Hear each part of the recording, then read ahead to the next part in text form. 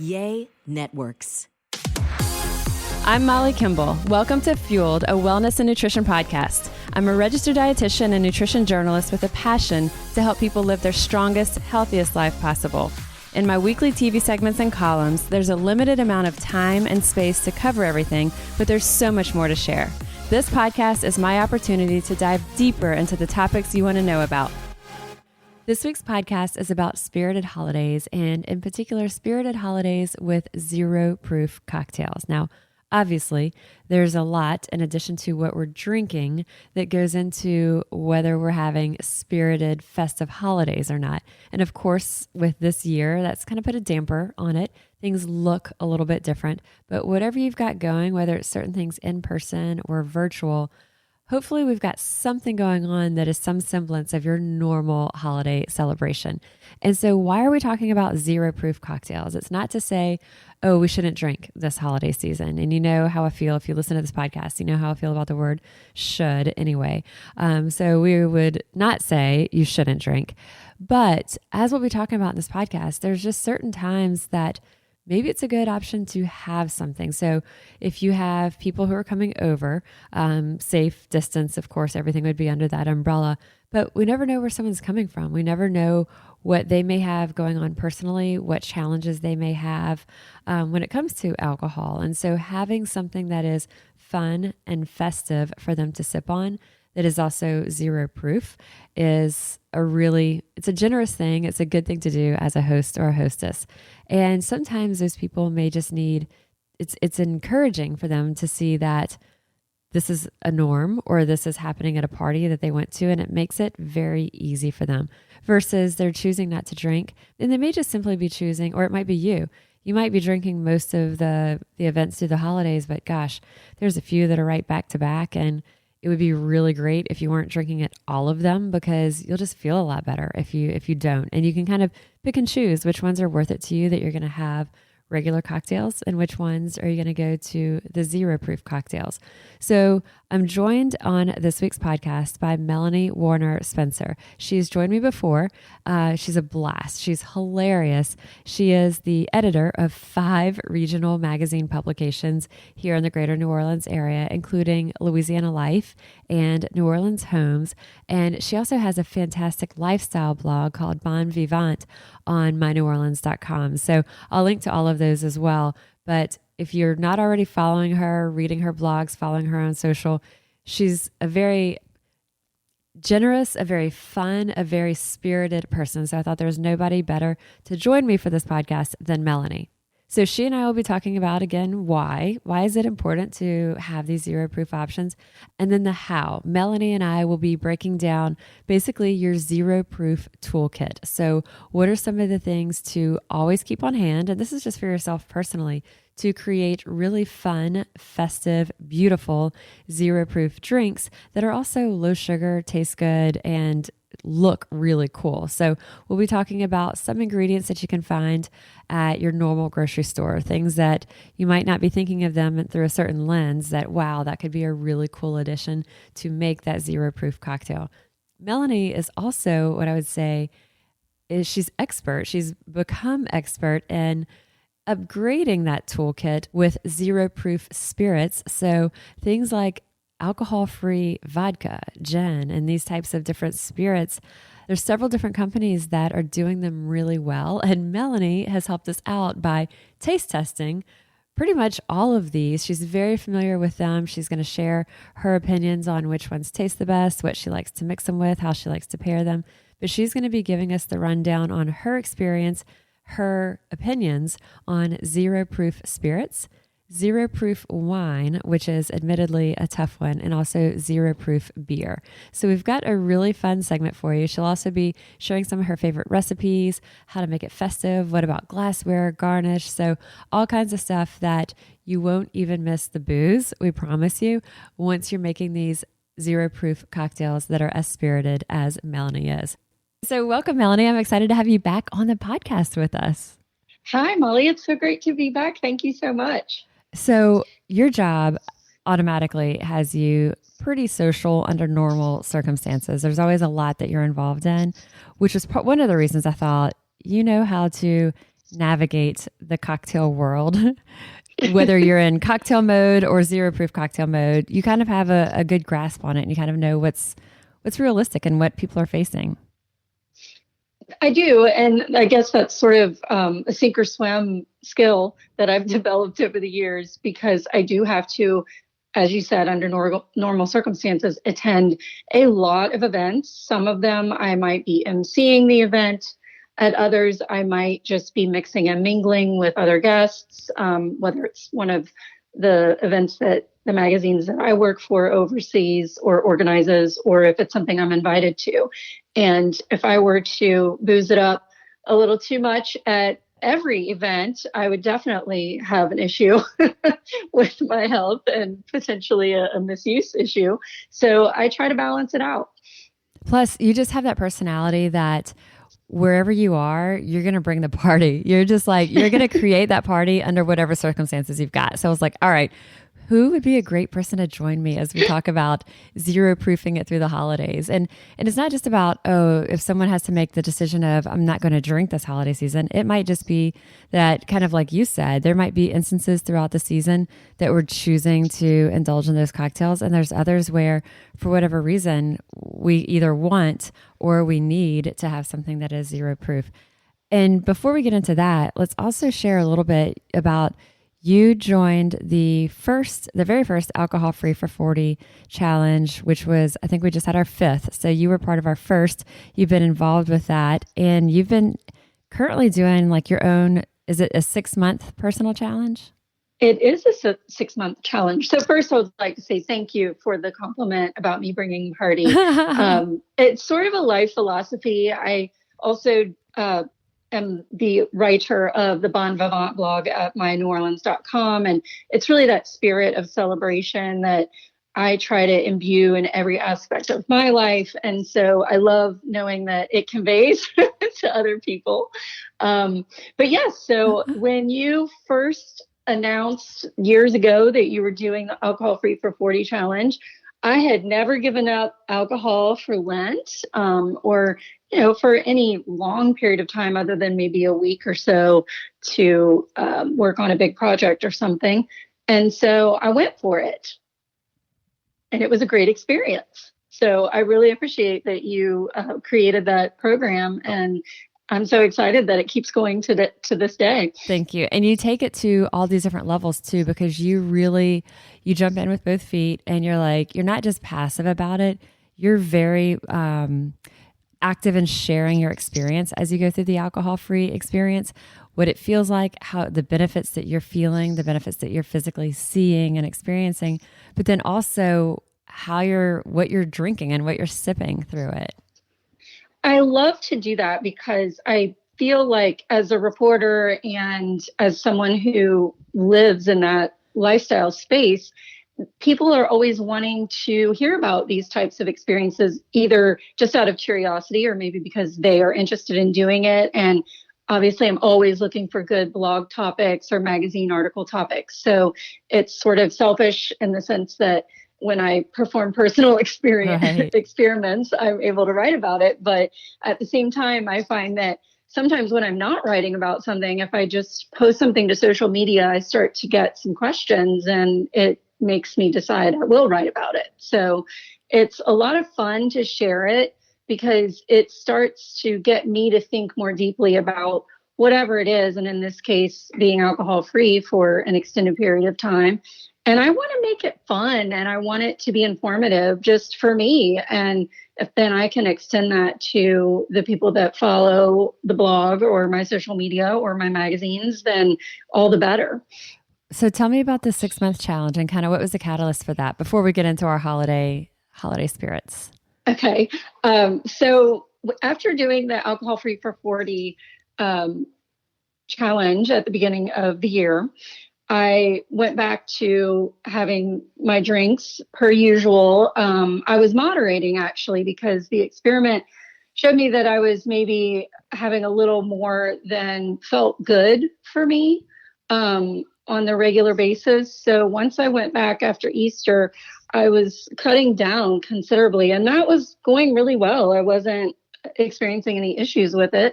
But then Dry July came around, and it's really big in Australia and the UK. And a lot of these initiatives have sort of come from the UK.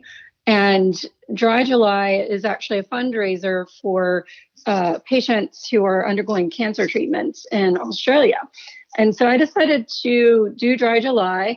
And it was also part of a weight loss challenge that I had embarked upon at the beginning of the year. And I was trying to get rid of that last 5 stubborn pounds. A challenge with yourself or with other people? Yes, a personal challenge. Okay. I gained 35 pounds when I moved to New Orleans almost 7 years ago because food is really good and I love it.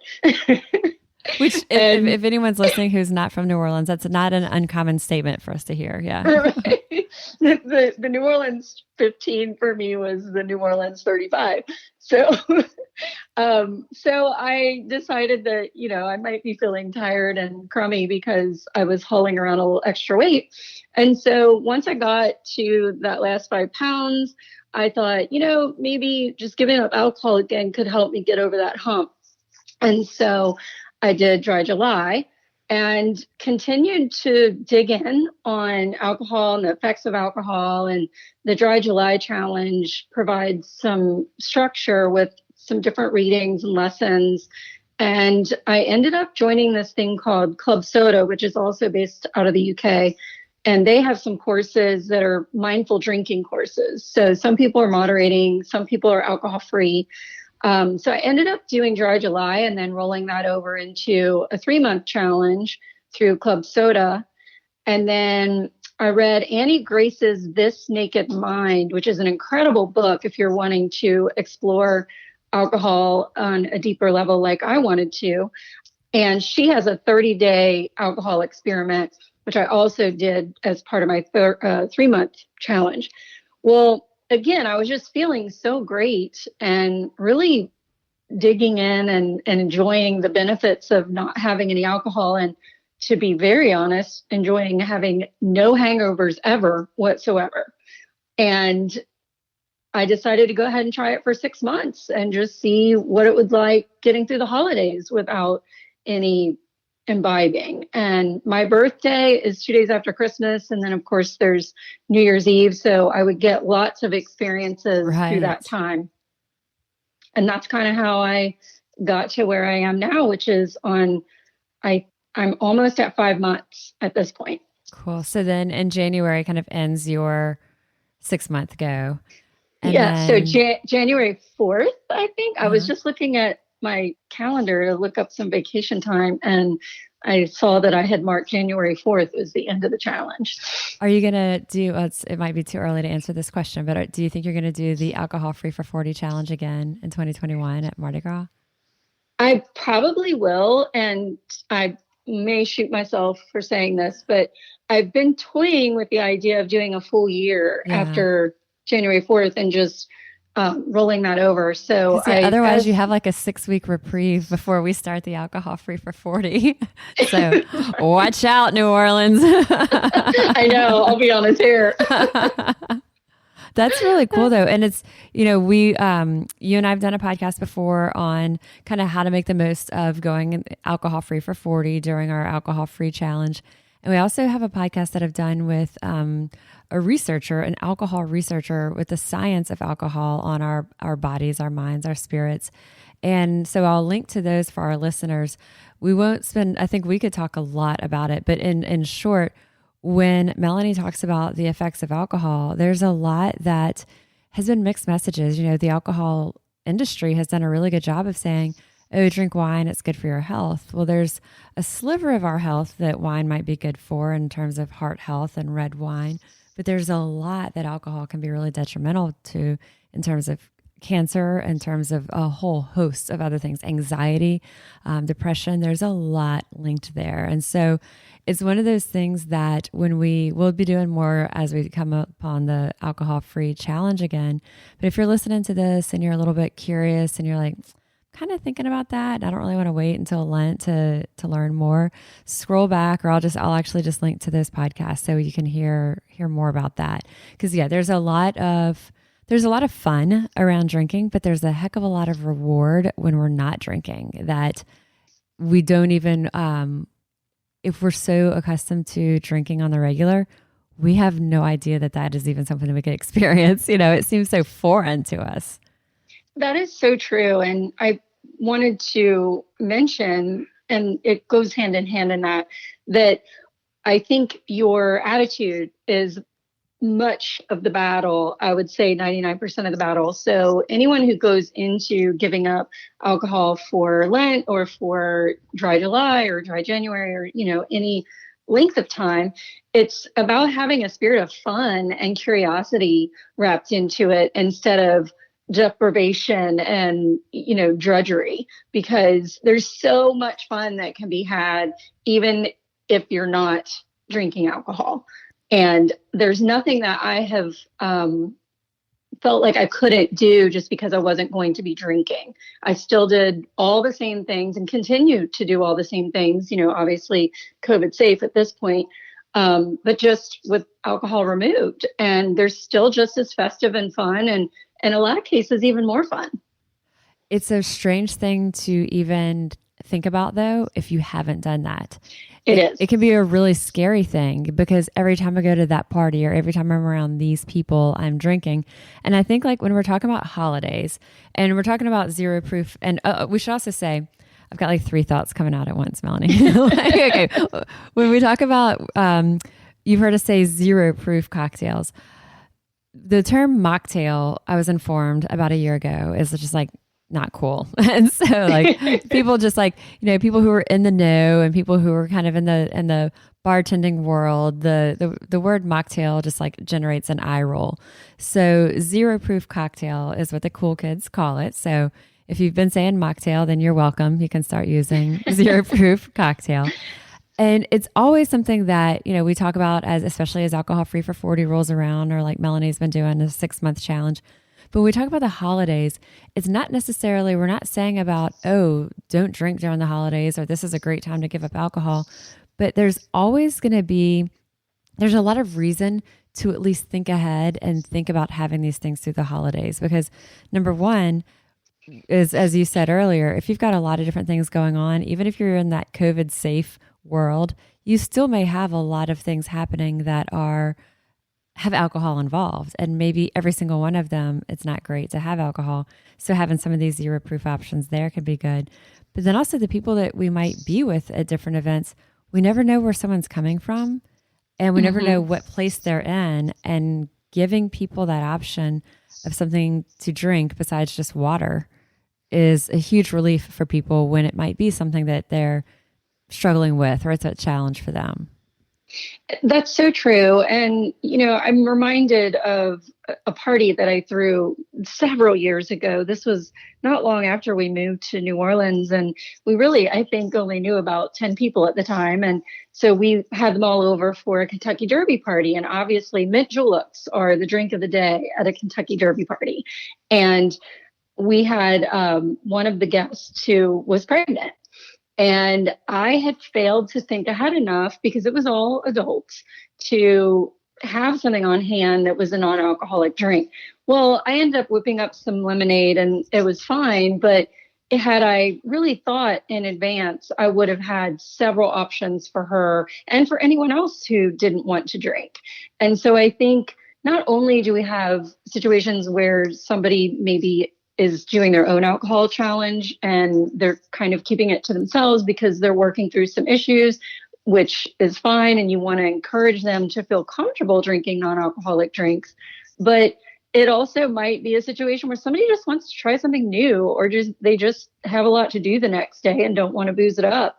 And at the same time, maybe they just want to be covert about it. I mean, there's so many different reasons, maybe an athletic event. I mean, who even knows? But and I think like you and I are both so open about things, but not everybody is. Right. Yeah. And I like to keep that door open for people to just make a choice. And since I've kind of been toting a lot of my own fixins to parties and things since last year, earlier this year when we did the Alcohol Free for 40 challenge, it has become sort of a curiosity where people want to try my zero proof spirits that I've brought, or the zero proof cocktail that I'm mixing up, because I still make it fun and festive and beautiful with garnishes and pretty cups and all that good stuff. So they're curious and they want to see what it tastes like. And I've turned more than one friend on to either doing, kind of every other drink is a zero proof, or mixing half and half, because a lot of these spirits will mix really well with your existing counterpart. So you might do half zero proof gin and half the real stuff for a martini, and then you have a low ABV cocktail, right, which is becoming more and more popular. Which can be a lot easier for people to do than the old advice of, oh, drink a glass of water every other cocktail. Who wants to do that? Because then if you're just if you're having some flavorful wine or cocktail, then you go to just plain water. It's like punishment, Right. So if there's a way that you can kind of layer it in. So yeah, there's a lot of reason for it. And as we were saying, there may be someone there who, as Melanie was saying, was pregnant and you had no idea this person's going to be there, but also that person who might just be a little bit more private. Maybe they haven't shared that they are trying an alcohol-free approach. Also, I think it's really important for people who maybe they're not trying it yet, but it's been something that's kind of like buzzing around in their mind and they're kind of tossing it around. Like, maybe I'll try that, for them to see that this option is there and that it's socially acceptable. Right. Where it's also a little bit of like an unspoken encouragement that can be there, that people can, that just by having it there, it normalizes it a bit.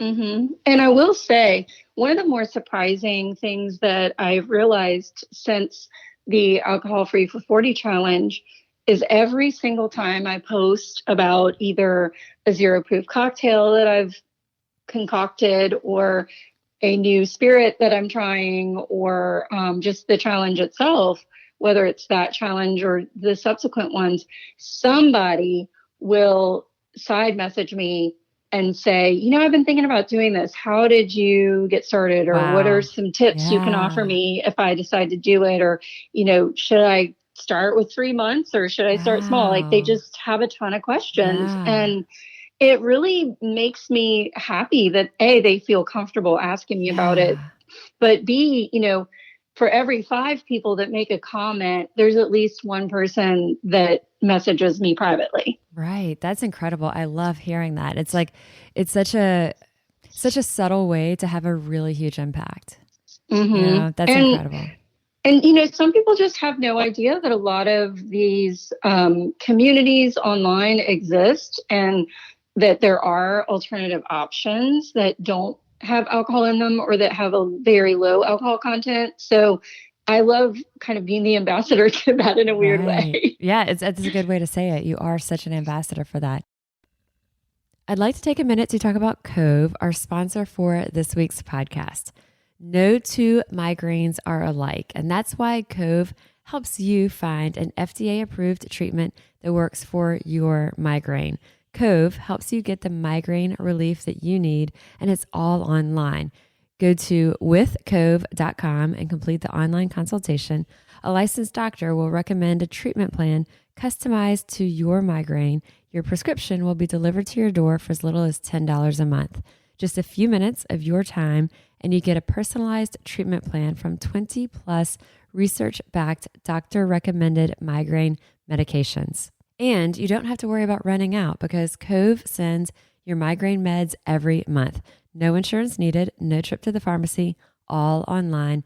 Meds are sent right to your door. With Cove, you can have more migraine-free days. Go to withcove.com/fueled for 50% off your first month of medication and free 2-day shipping. That's 50% off your first month and free 2-day shipping at withcove.com/fueled. That's spelled withcove.com/fueled. So starting with, okay, we're going to help our listeners build their zero proof toolkit. And what we mean by that is things that are going to give you the flavor of your normal drinks or your normal cocktails, things that will give you the flavor, the look, the appearance, but without the alcohol. And also the things that Melanie and I will talk about today, we're going to keep the sugar out of there because, yeah, of course, you can go somewhere and get, a fruit juice, whatever, but then we're just getting, ounce for ounce more sugar than a soft drink has, really. So we want to not just switch to sugary juices in place of alcohol. We want to try to keep the sugars down and find ways to be creative with it. There's some that we'll talk about first that are pretty easy. These are types of things that you can find in most stores. The ones that I've recommended over the years and definitely add to this, Melanie, but flavored sparkling waters. Years ago we had LaCroix, and then now, my gosh, every brand of beverage has its own flavored sparkling water version now. But there's so many flavored sparkling waters, herbal teas. You can just brew herbal tea from the bags, and you've got immediately peach or mint or cinnamon or berry or whatever. Kombucha. Those are just some of the real basics. I feel like can just give you the liquid, the liquid base, right, for lack of a better word. Yeah. Well, and what's nice about the three that you mentioned is that you can basically mix them to create concoctions that are new and fresh and interesting. So I have a tendency to want to make everything bubbly like champagne. So yeah, I love the carbonation. Right. So I tend to take the flavored sparkling waters and then experiment with putting kombucha in it, or, flip with the herbal tea with sparkling water. So I feel like it's really about experimentation and finding flavors that work for you. What are some other everyday things that people don't have to do? Because what we'll get to next, just for our listeners, Melanie has a ton of zero proof spirits, wine, and beer that we'll be talking through. But before we get to that, there's just some basics that you probably already have in your house. Yes. And I would say that's definitely where I started and have a tendency to start, because I like to cook. And so I tend to keep a lot of ingredients on hand to begin with. And really, the fresher, the better. And like you were saying, trying to keep it from being too sweet. I tend to lean on honey quite a bit. I do use Swerve as well, which I know is a favorite of yours, Molly, and has become a favorite of mine, for simple syrups or just to sweeten things up a little bit. And bitters, I keep a pretty robust selection of bitters on hand. 9 times out of 10, I'm trying to kind of think about a cocktail that I already really like and then playing with the flavors, like you said. So if I want something that's more like a gin and tonic, then I'm going to lean toward maybe an herbal component to mimic the botanicals in gin. So maybe some rosemary simple syrup or something to that effect, or some bitters that have some, nice herbaceous flavors. And then a little bit of club soda and some lime juice. So you just kind of start with that base of, this is a drink that I really like, and then you go from there. So talk to us a little bit about two things, bitters, because I think a lot of people listening may have heard of it, but unless you've probably seen it go into a drink, maybe if you're at a bar and you're watching like a fancy bartender do it, but it might not be something people have actually bought and experimented with themselves. Bitters are the extreme distilled down concentrate of botanicals and different essences. So Mark Bitterman, ironically, has a cookbook out just all about bitters, and he actually uses them in a lot of soups and different recipes, food recipes, because they are an easy way to imbue flavor into something. Now, there is the most minute amount of alcohol in it, but the content is so low that you can't get drunk off of it. I mean, you would get sick from having so much bitters before you would ever get drunk. Because you use it's the measurement in bitters is in drops. It's not, it's not even it's like close to ounces. An eyedropper. So you really don't want more than that because it's a little much. But for example, most people are pretty familiar with Angostura bitters. That's in a lot of cocktails, and you've probably seen it at every bar around town and maybe at people's home bars. But there's so many flavors, mint and orange bitters, and there's just a little bit of everything. And there are lots of local companies here in Louisiana, and they make bitters. So you can also get locally made bitters. El Guapo is one that we use a lot, and they're zero alcohol as you know, kind of the statement they make about it. I don't know if that's based on the whole bottle or based on how much you're actually using, but yeah, the first time I ran a recipe in the NOLA.com for alcohol free for 40, I used bitters in it. And then someone said, "You realize it has alcohol in it?" And I was horrified. I was like, no, I had no idea. But then I looked at it and I was like, okay, it is like such a minute amount. So bitters is something that the way that I'll describe it, you know, it adds, you put 2 drops of bitters in anything. You could put it in your sparkling water. You could put it in your herbal tea, that kombucha, and immediately it adds a flavor like it's a cocktail. It kind of gives that thing, that little something to your drink that you don't even know what makes a cocktail taste like a cocktail really besides alcohol, but bitters gives it that too. And it's so easy to sort of like Beyonce with hot sauce in her swag bag. Just keep the bitters tucked in your bag. And if you're somewhere that doesn't have bitters, which, you know, we all have favorite little dive bars around town, or you're at someone's house and they don't have it, then just shake a little bit into your sparkling water and you're good to go. Okay, tip 1, we'll have more things to keep tucked into your bag, but the bitters is probably the easiest of them because they're small little bottles. You could have it in there. Yeah.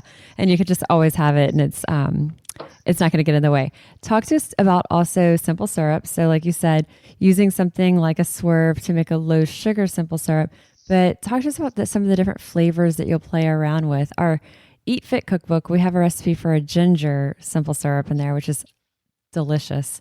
But what are some of the other things that you do, and kind of walk us through how you make it? Because it's pretty easy. It just takes a little bit of time.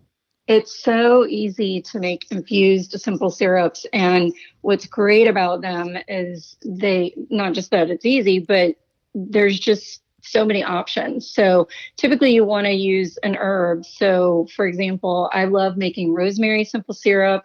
I love mint simple syrup, but you could do basil, you could do, you know, just whatever herbs you love. And like you said, ginger. And the idea here is that you want to actually cook the element in the simple syrup. So when you make simple syrup, you take water, and it would generally be 1-to-1, depending on how sweet you want it to be. So 1 part water, 1 part Swerve, for example.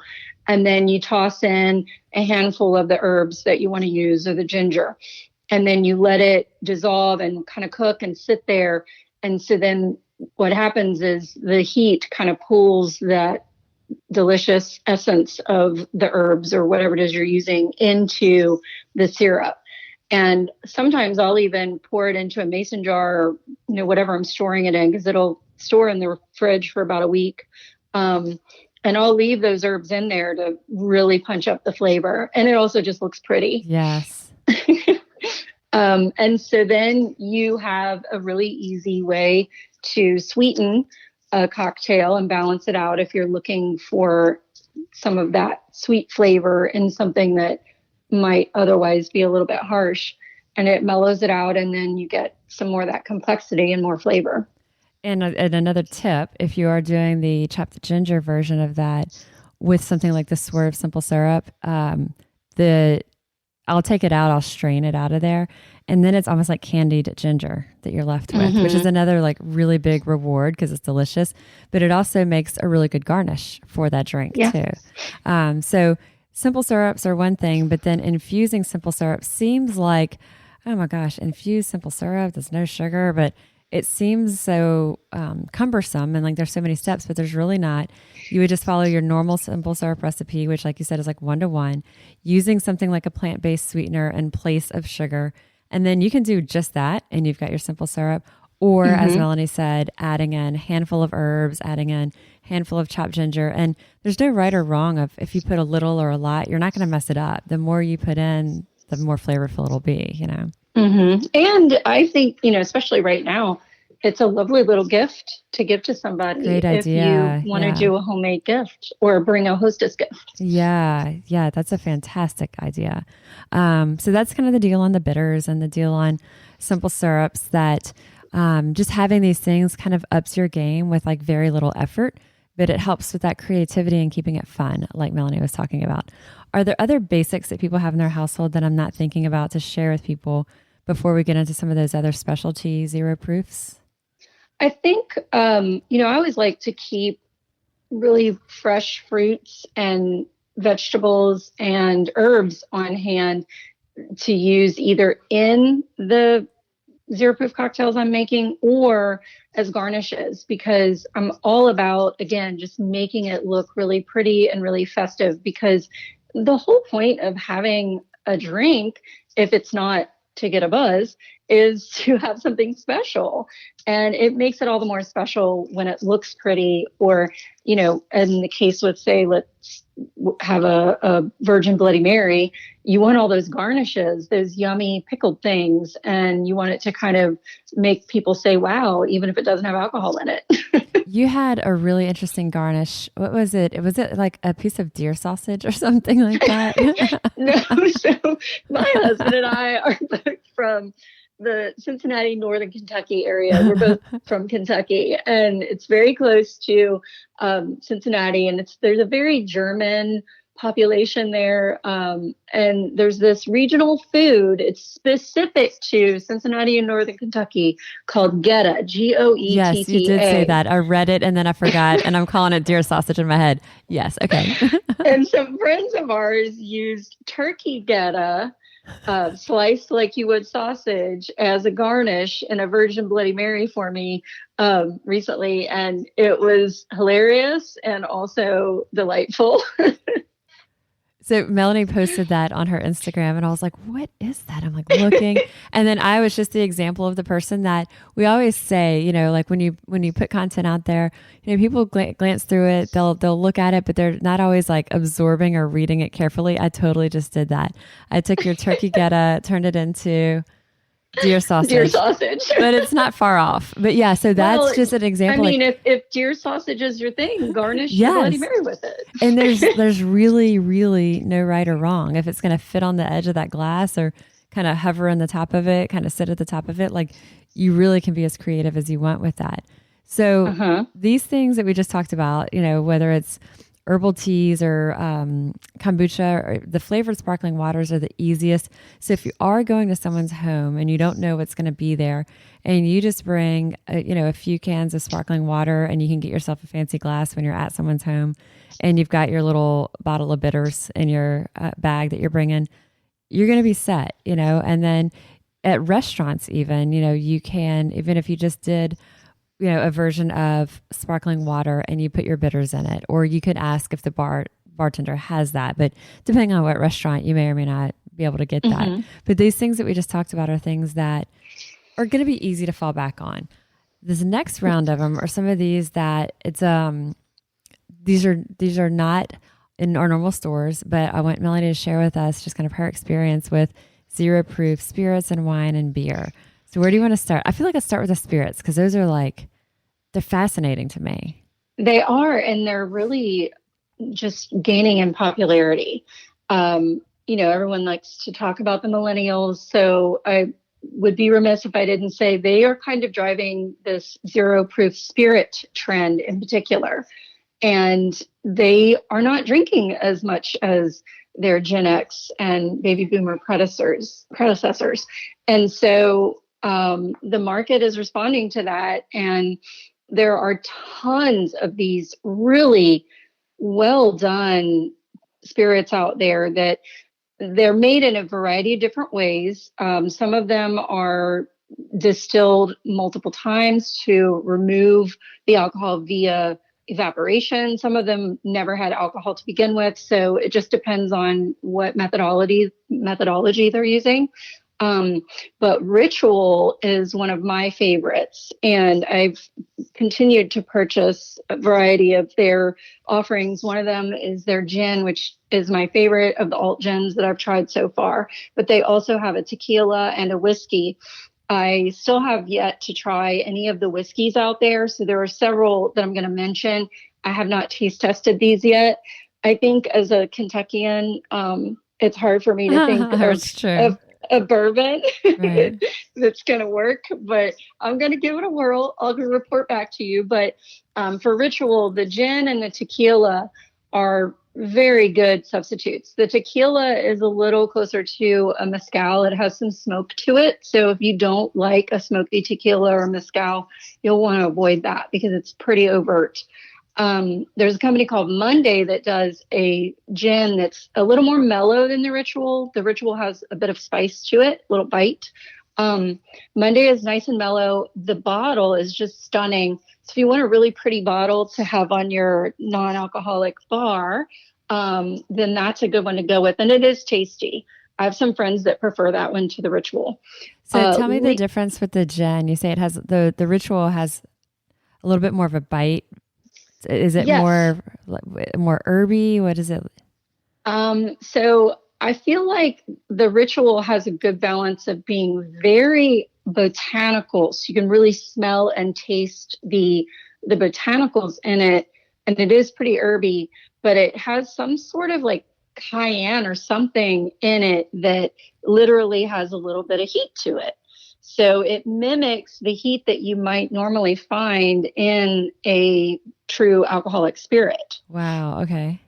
So they're getting really good at playing with, I think, peppers usually. And it's not that you taste a pepper flavor, it's just that you feel the heat of the pepper. That's really cool. Yeah. Because it's like that heat or almost like that burn of alcohol. And so to have something like that kind of mimics that, that's really cool. And then the Monday brand is a little bit more mellow. Yes. I love the names of these too, like Ritual and Monday. I know. Like these are perfect names. They're smart. They're very smart. Lear's is another one, Lyre''S, that has just gone crazy with its line, and it keeps winning awards all over, just internationally. They have gin, they have a white and a spiced rum, they have a whiskey, they have an Italian orange that's like Negroni, they have a rosso that would be closer to a red vermouth, they have an orange sec, which is like triple sec, they have an absinthe, they have an Italian spirit that would be sort of like Aperol, they have an amaretto. So really, if you want to go hog wild with Lear's, you could stock your entire bar and really be done with it. And then Seedlip was really one of the first ones that launched, and they're not trying to mimic anything. They are truly their own flavor profiles. They have 3 or 4 different ones out right now. And now every single one of these you are going to have to source online. Some of them are available via Amazon, or you can just order direct from the companies. And I know Ritual and Monday do not have shipping fees. And so most of them don't, which is really nice. Yeah, that's huge, especially because we can't get them locally. Yes, exactly. And I would like to, if there are any liquor store buyers or, the people who are stocking the bars and distributing to the bars here locally and restaurants, I would love to say there is a market and people would love to have these things available locally. And even some of the larger, big box alcohol stores, I'm thinking that place, it's on, there's one in Metairie now, like Total Wine or whatever, and they have all types of alcohol. So even those places don't have this. No. Wow. And I thought that we had like one little hole in the wall wine shop or liquor place that did carry it, but I'm assuming it, I know that you've researched and you've looked for it. Yeah. Well, it may have, if it has come out within the last few months, it has not hit my radar. Okay. So it can never hurt to ask. Yeah. I think the more of us that are asking, the more they'll realize that there's a market for it. Yeah. Agreed. Yeah. So in the meantime, we can order online. So Ritual, and I'll link to these too in our podcast notes, but Ritual has Melanie's favorite alternative gin. That one that has that little bit of a heat to it. And you said you also love their tequila. Yes. Well, the tequila, I will put a little warning out there. In addition to being smoky, it has a different sort of viscosity to it. I didn't like it just on its own. I would sip the gin by itself, just, neat or on the rocks. But the tequila, it's a little thicker than you sort of think tequila should be, but it's really good mixed in a margarita. So it's thicker, like it's more of like a syrup consistency. Almost. It's like it's between liquidy and syrupy. Yeah. So in a drink, yes, but on its own, no. Yeah, a little weird. Thanks for the warning on that. So Ritual, Monday, Lear's, and then Seedlip. And like you said, the Ritual brand Monday, Lear's, they have types of spirits that they are mimicking, whether it's gin or rum or others. But Seedlip, as you said, they're just creating these really cool flavor profiles from botanicals that then we can be creative with to mix into our own zero proof cocktail versions. Yes. And all of these companies have wonderful recipes on their websites and their social media. So you're not sort of flailing out there on your own, but the majority of them are made, apart from the Seedlip, to be used in the same quantities in all the same drinks that you would normally make with those particular spirits. Which is great. Yeah. It just makes it so easy for us. Okay. So that's spirits. The zero proof spirits that I've tried, I've liked. I think that they're interesting. They add a really cool flavor. I have not liked the zero proof wines that I've tried. So tell me your experience with this. You and me both. Okay. So, and this is a very frequent topic of conversation on a lot of the groups that I'm in for sober curious people or people doing these alcohol-free challenges. The wines are tough, and the majority of them are just too sweet, or they just taste like grape juice or apple juice. So it's a lot of sugar. It's, some calories and not any payoff whatsoever, because you're not even hitting the right flavor notes to, make you feel like you just had a nice glass of wine.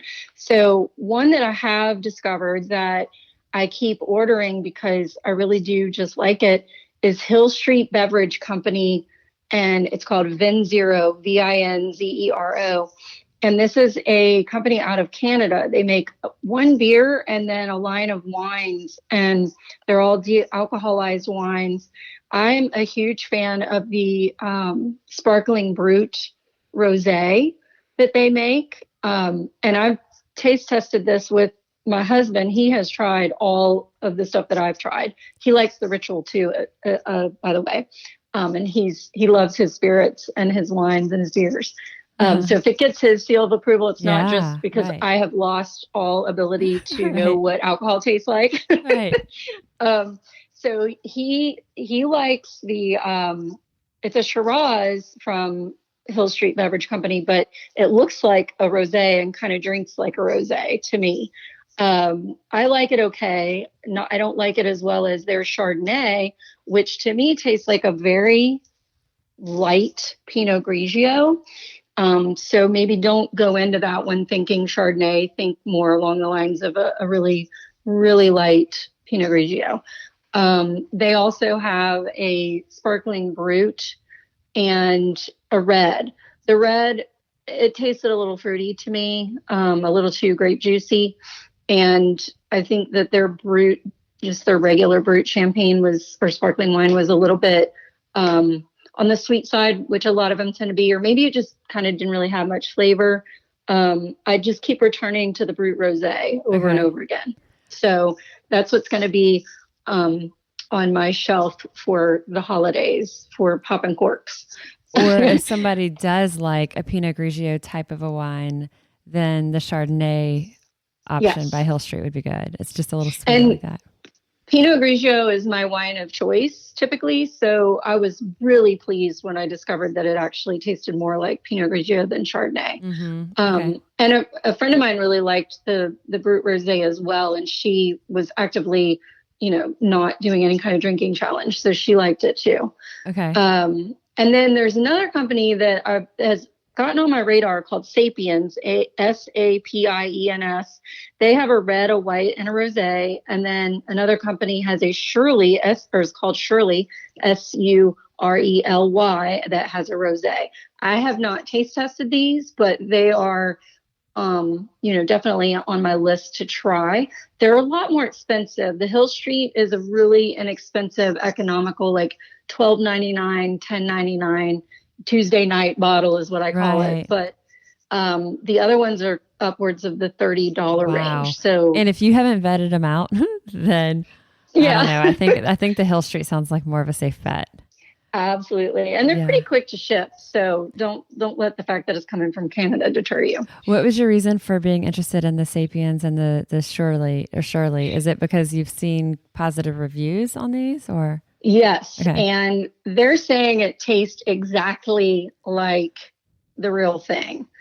And that intrigues me because so often they're either overly sweet or, like in the case with the Hill Street beverages, they're just really kind of mellow versions. And I wouldn't say an exact match. They scratch the itch, but I'm definitely intrigued by anything that says it's exactly like the real thing. Right. Okay. Well, let me know if you try that. I will, definitely. And then the beers. So the zero proof beers, I think from a taste perspective, they're okay. From a sugar perspective, most of them are still high in sugar. Yes. So that's where you have to be careful, sugar and calories, which I think is true of beer in general. But Athletic Brewing Company is one that has become a house favorite. And my husband abstains typically between Monday and Thursday. So on any given Monday to Thursday, he's bogarting my Athletic because it's just so good. It's just good beer, but it's completely alcohol free. And they are marketing to, as you might imagine, very active athletic people. So it's very low calorie. I think it's a little bit better choice, but you do have to order it online. Okay. Locally, Heineken released its zero alcohol beer over the past year. And it's called Heineken 00. It literally has no alcohol, which some of them have a teensy weensy bit. It's just negligible. This one has none. It doesn't taste like the kind of skunky Heineken that we all are sort of familiar with. It just tastes like a good lager. Very easy drinking. There's your plug for Heineken from Melanie. It's not your not skunky. That's what I think of when I think of Heineken, but I was skeptical, but it was good. And some of the bars locally have it. I've seen it in Winn-Dixie. I've seen it at Martin Wine Cellar. It's pretty easy to find. And then Martin's has upped its game a little bit as well. I was there the other day and they have Beck's, Lagunitas Hop, and Brooklyn Special Effects. So they have several IPAs even, which are a lot harder to find on the shelves at the liquor stores and grocery stores. Good. Okay, so a good shout out for a local Martin Wine Cellar. And I just checked out the Athletic Brewing Company website. The cans look really cool. They look like some of the craft beers, and they have the IPA and kind of some hoppy options. And there's another one called Hairless Dog, which I think is very funny. Yeah. And Well-Being Brewing as well. So all three of those are really craft brewers. They're just doing it with zero alcohol. And Athletic and the other two just have such great branding. And I'm such a sucker for good labels and accurate branding. Well, it helps with the whole thing that we've been talking about, making it fun, making it not feel like you're like that person drinking your bottle of water or, right. It just makes it feels like you've got something that looks like what everybody else has too. Yeah. And all of our friends have been big fans. They're all big craft beer drinkers. So they're curious about trying it to see, they're convinced it's going to taste like the kind of watery NA beers that they've tried in the past, and they're all pleasantly surprised. Some of them have even started keeping it at home.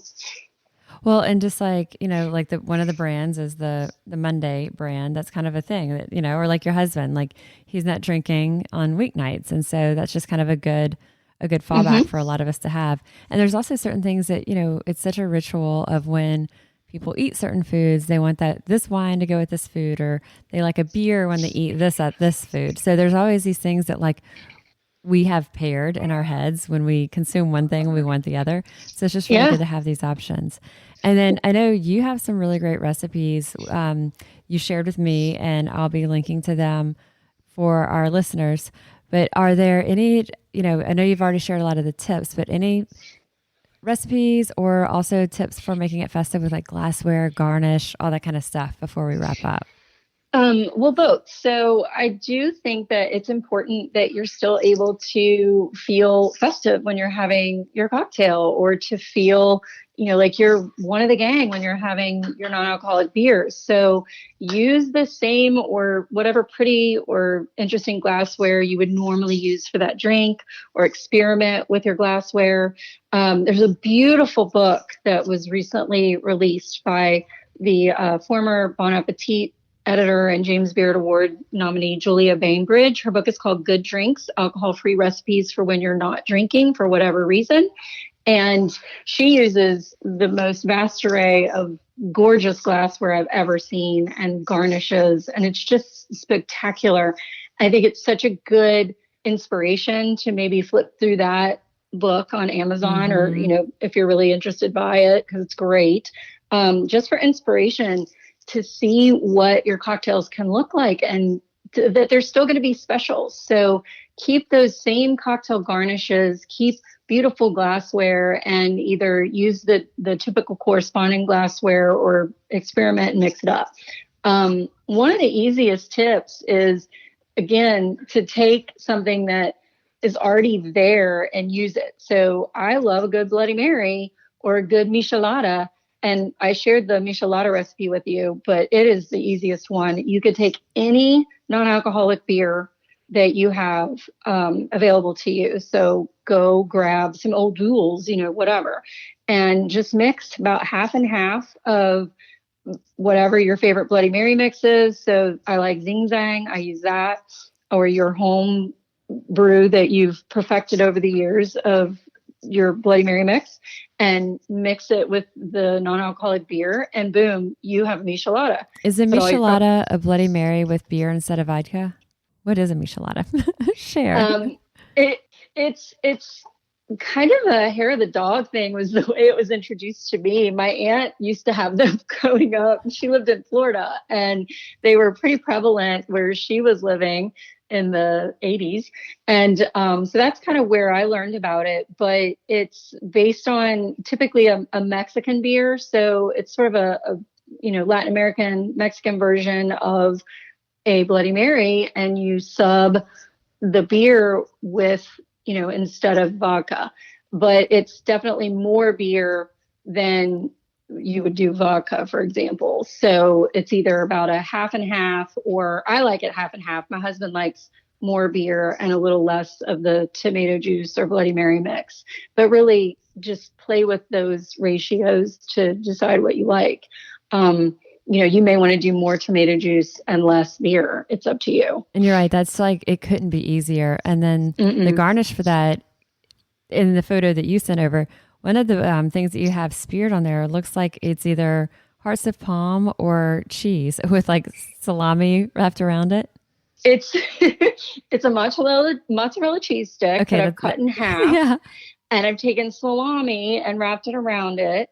And I spear that, and then I spear some little gherkins or cornichon, however fancy you want to be, and olives.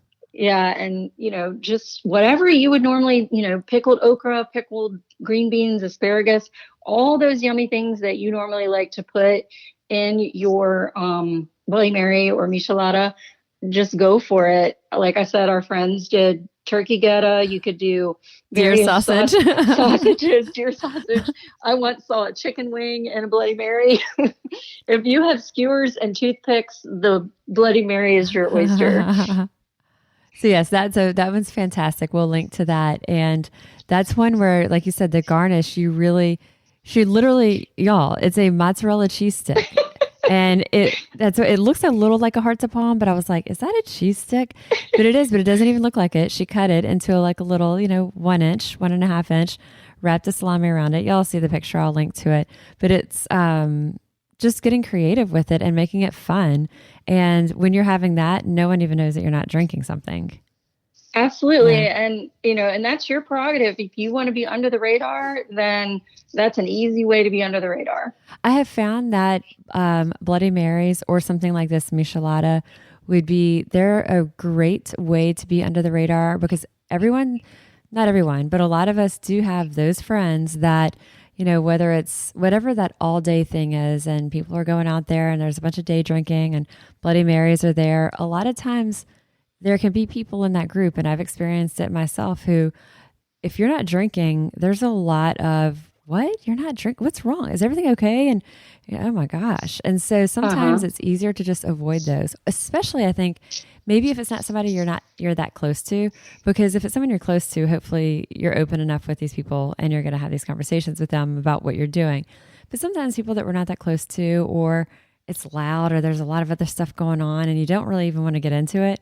You've got your michelada in hand and nobody even knows. You're like eating your salami off your cheese and no one knows the difference. Yeah. Oh, and here's a little tip too. If you are not a beer lover and you want to sub soda water, just plain soda water with the beer, then you can do that too. And maybe put a little olive juice or something in it to get some of that sort of complexity. I had one at a place in Houston, and they made, virgin, and they made it with club soda and olive juice. And it was just spectacular. This is such good information. And I'm going to also link to your social, because if you're not already following Melanie, follow her. She just has really fun stuff anyway. Really just like, it's upbeat. It's just, sometimes it's like your cat is adorable. I'm like a sucker for a good cat photo. I have cat photos on my Instagram, and I don't even have a cat, but they're like the neighborhood cats make their way onto it.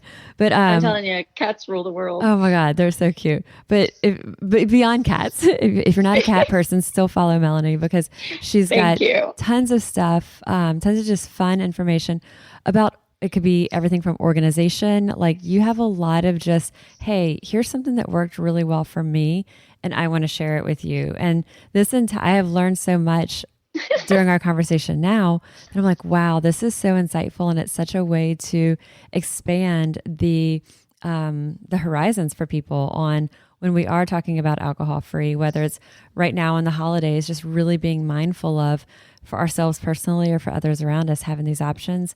And then definitely we'll come back to this as we're doing alcohol free for 40.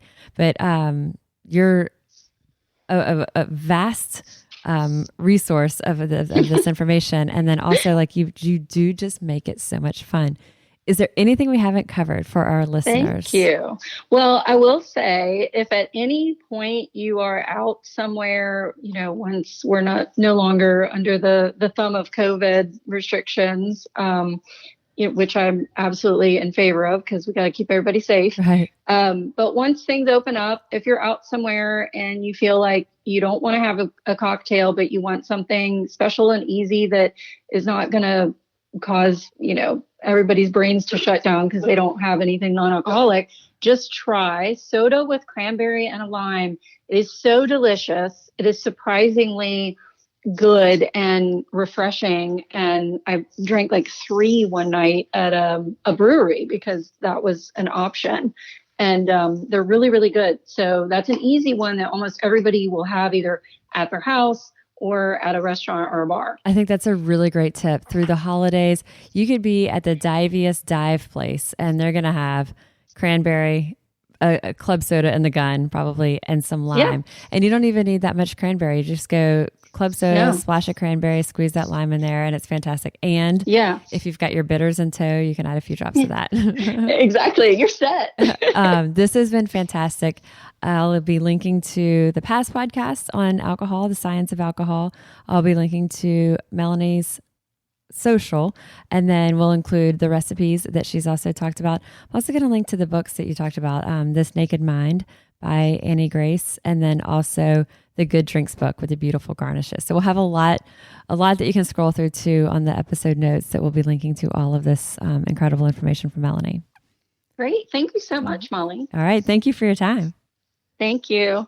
A huge thank you to Melanie for joining us today. I always enjoy my time with her, and I'm sure you had a blast listening to her as well.